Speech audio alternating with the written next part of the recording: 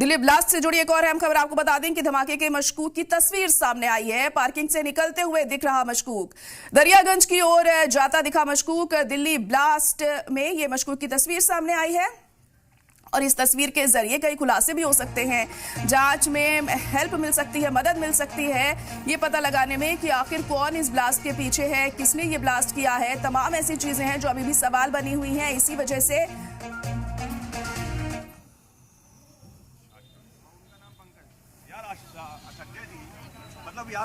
उसके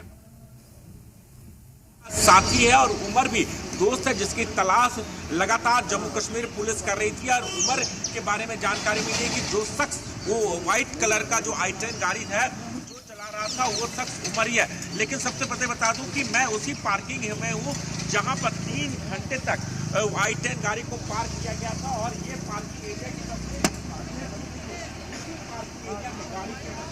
यही से गाड़ी वो निकली है। 3 घंटे तक वो गाड़ी इसी पार्किंग में लगी रही। उसका इस पार्किंग से निकलकर ये जो रास्ता जाता है, ये लाल किला की पार्किंग है और ये जो आप मेरे बाएं तरफ का ये रास्ता देखते हो, ये रास्ता सीधे लाल किले के मेन गेट पे पहुंचता है। तो कहीं ना कहीं पार्किंग से इस गाड़ी को निकाला गया और जिसका सीसीटीवी फुटेज जो सामने आया, जो तस्वीरें सामने आई है, उसमें से एक शख्स जो अपने चेहरे पर मास्क लगा रखा है उसी को बताया जाता है कि उमर है। और फरीदाबाद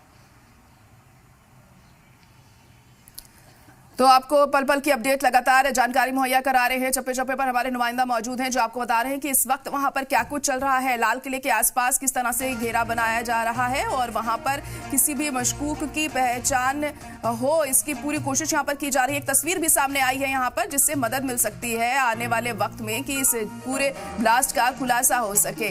तो लगातार हम देख रहे हैं कि पुलिस की तरफ से, NIA की तरफ से, NSG की तरफ से कोशिशें जारी हैं इस ब्लास्ट का खुलासा करने में कि आखिर कौन इसके पीछे है। आपको बता दें कि i20 गाड़ी में ये ब्लास्ट हुआ था और शुरुआती तौर पर ऐसा माना गया कि शायद ये कोई सिलेंडर ब्लास्ट है, लेकिन जो इसकी इंटेंसिटी थी वो इतनी ज्यादा थी कि वो कोई सिलेंडर ब्लास्ट नहीं हो सकता है। ये तो अब साफ हो गया है, लेकिन अगर वो कोई सिलेंडर ब्लास्ट नहीं था तो फिर वो क्या था, इसी को लेकर कल रात से ही, कल शाम से ही बल्कि कोशिशें जा रही हैं पता लगाने की कि आखिर किसने ये किया है, कौन इसके पीछे है। अगर ये कोई दहशतगर्दाना हमला है तो अब तक किसी ने इसकी जिम्मेदारी नहीं ली है, क्योंकि जो सबूत मिलने चाहिए दहशतगर्दाना हमले के दौरान जब कोई भी आतंकी हमला होता है, ऐसे सबूत भी वहां पर नहीं मिल रहे हैं। तो ये बहुत ही ज्यादा सवाल ऐसे में खड़े हो जाते हैं। बहुत ही सस्पिशियस अगर हम इस धमाके को कहें तो गलत नहीं होगा, लेकिन सवाल यही है कि आखिर कब तक खुलासा होगा और कौन इसके पीछे है, आखिर कब तक पता लगेगा। फिलहाल कोशिशें लगातार जारी हैं क्योंकि तमाम जांच एजेंसियां कोशिश कर रही हैं इस मामले में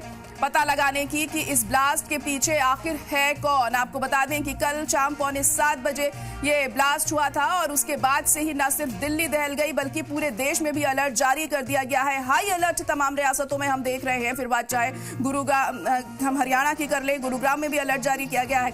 वहीं आपको बता दें कि उत्तर प्रदेश में भी अलर्ट जारी किया गया है और साथ ही साथ आपको बता दें मुंबई में भी अलर्ट जारी किया गया है। इस हमले के बाद एहतियात पूरी बरती जा रही है कि कहीं से कोई भी सुराग ऐसा लगे जिसमें मदद मिल सके इस ब्लास्ट के खुलासे की, तो जल्द से जल्द इस बारे में पता लग सके। आपको बता दें कि धमाके की मशकूक की तस्वीर भी सामने आई है जिससे पुलिस और जांच एजेंसियों को मदद मिल सकती है इस मामले के खुलासे के लिए। फिलहाल हम आपको लगातार तस्वीरें भी दिखा रहे हैं कि वहां पर कैसा माहौल है और हमने कल भी आपको दिखाया किस तरीके से ये धमाका हुआ था और उस वक्त कैसा अफरा तफरी का माहौल वहां देखने को मिला है। 10 लोगों की इसमें जान चली गई है, तमाम लोग इसमें जख्मी हैं। जो लोग जख्मी हैं उन्हें LNJP अस्पताल में भर्ती करवाया गया है और कल रात अमित शाह भी उनसे मिलने के लिए पहुंचे थे। आपको बता दें अमित शाह ने भी ये साफ कर दिया है कि जो भी होगा, जो भी इसके पीछे होगा उसके खिलाफ सख्त कार्रवाई यहां पर की जाएगी और पूरी कोशिश एजेंसियों की तरफ से जारी है कि जल्द से जल्द इस मामले में खुलासा हो सके। तो चप्पे चप्पे पर जवानों की तैनाती लाल किले के पास की गई है